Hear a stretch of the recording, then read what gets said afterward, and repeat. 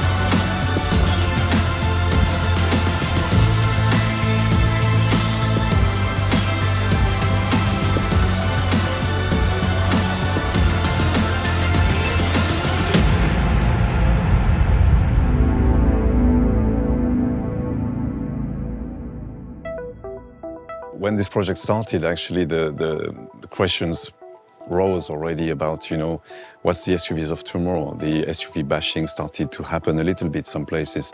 So what do you do? How do you answer this question, basically? The modern SUV, the SUV of tomorrow, is, yeah, it has an ethic, has a moral, in a way. Lighter, more clever, more efficient. So it was very clear, very obvious what to do, which way to go. The new platform which we've used, the CMF-CD, which is co-developed with our partner from the Alliance, was obviously a very impressive benefit for the concept. The platform offers not only the flexibility of the wheelbase, but also the possibility to have economies of scale and a very roomy and flexible car. We could offer a very specific multi-link rear axle, which provides comfort and maneuverability to the customers. I could also mention the 4Control Advanced, which is a four-wheel steering, which makes this car with the same maneuverability as a Clio. It's a great advantage to have been able to use this platform. Modularity is still important. When you buy such a car, it's because you need space at some point. Whether you need space for your passengers, whether you need space for your luggage, it's important that you've got a car which is quite flexible. You want the car to be elastic somehow, yeah? To adapt to whatever you need at the moment. So as much as we can, we are trying to deliver this. The Espace has got a very intelligent modularity. You've got a second row on which the bench can slide, or each passenger can slide over more than 20 centimeters, offering more space for the third row or for the trunk. You've got the ability also to move one or two seats in the third row very easily, just with one hand. So I think it describes quite well the kind of modularity we wanted to offer. If you look at the center console and its ability to transform actually the way we designed it, the moving handrest, the access to different kind of storages, some dedicated to very specific functions, some very generic, very flexible. So all over the car, there's a lot of very clever, I believe, solutions. You have always had on Espace some kind of sunroofs. You had two sunroofs in the first generation. You had huge panoramic sunroofs in the second and third generation. So it becomes quite natural to have something special in the sunroof of this Espace generation. But design for us, the panoramic roof was not a difficult task. It's really an easy thing to do, and it's more at engineering. It's quite a big piece of glass without any structure underneath, so it was very challenging for engineering, much less for us. All generations of Espace have put a lot of focus on the light. On the first generations, the side windows of Espace were very wide. On this new generation of Espace, we have developed a more robust body, meaning that the side windows are more compact than on previous generations, but we have developed an ultra-wide panoramic glass roof, which is the widest since the first generation of Espace. This panoramic glass roof has a surface to let the light enter of more than 1 square meter. It's more than 1.3 meter long, so it brings some light into the cabin up to the third row of seats. When we developed the panoramic glass roof of new Espace, we had clear technical challenges. When you have quite a low roof vehicle and want to have a panoramic glass roof, it's really an architectural challenge. And we didn't have any room in vertical roominess to package a sunshade for the panoramic glass roof. So we developed a specific technology of glass with our supplier, with a low emissivity layer on the glass of the roof, which keeps the heat outside the vehicle. So you can have the same comfort without sunshade than a normal glass roof with sunshade. When you want to design what we call a lounge cruiser, it is not easy to make it consistent with the expectation of efficiency. The challenge which we took was to make it very modern in the sense that we've got a powerful engine, unique, 200 horsepower, combined with a very low level of emissions. So it's the latest technology, and it will provide the customer with a powerful engine, but with a very modern level of emissions. This engine is offering a lot of versatility. Why? Because with this engine, you have an electric feeling, because you can drive electric in the city until 80% of your time. You can drive electric until 130 kilometers per hour. But at the same time, this engine is consuming much less than all the other engines in the market. All-new Renault Espace is lighter by 250 kilograms compared to last generation. As an example, we used some aluminum forged parts to gain some weight in suspensions. We managed as well to work on many details on the vehicle, As an example, side mirror were worked with design people to make sure that we could gain 1 gram of CO2. All-new Renault Espace is better by 7 to 8% in terms of aerodynamics compared to previous generation. We paid attention to the general shape of the vehicle, and at the rear of the vehicle, we managed to drop the end of the vehicle, keeping roominess inside, but it gives much more efficient in terms of aerodynamics. Fuel efficiency nowadays is a key topic for any car maker, and we implemented in this vehicle the latest E-Tech full hybrid engine we have. So it allows us to lower the consumption, and we are basically best in class on this topic. So we have 104 CO2 gram emissions per 100 kilometers, and it allows us to have a fuel consumption limited to 4.6 liters per 100 kilometers. We managed to keep a large fuel tank, so we can go up to 1100 kilometers autonomy, which allows us to cross countries. And for example, you can go from north of France to south of France in 1 row. It's a big break from the interiors most of the car companies do. The way the dashboard, for instance, is very slim, is cut in slices, the way the air vents are designed, graphically even, the way the materials are applied to that with the stitchings on the fabrics, it makes it special, it makes it stand out in the middle of the crowd in its own way.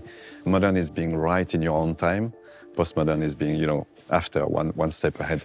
The new generation of Espace is clearly high-end, as the previous generation used to be. So I will just give you 2 or 3 examples. The first one is the sitting position and the sitting comfort. You're sitting quite high in a new generation of seats. We provided this car with what we call the OpenR Link, powered by Google, so the multimedia system connected, which is the latest generation and which is so easy, so intuitive. The first thing that you'll see when you're entering the new Espace is the impressive L-shaped system formed by the 2 central screens with 12-inch diagonal and cluster display in front of the driver with another 12.3-inch diagonal. When you're adding to this the head-up display of 9.3-inch, we are getting an impressive surface of almost 1,000 square centimeters. That is, simply put, the size of 3 tablets all together. We allied with the best, and our engineers here in Renault integrated all that for a perfect, easy-to-use handling experience for our customers. Behind the screens, we have the automotive version of the Android software, the always up-to-date Google Maps, the Google Assistant, and also the Play Store. Specifically for the launch of new Espace, we partner with an industry leader, Gameloft, to develop Song Pop for Renault. A first experience, shared experience involving all the passengers in a car in a trivia, music, shared game that all the passengers can play on the long trips. We are the first to bring Waze on board of our vehicles. We are offering access to the Vivaldi browser, Sybil, radio player, Amazon Web Music.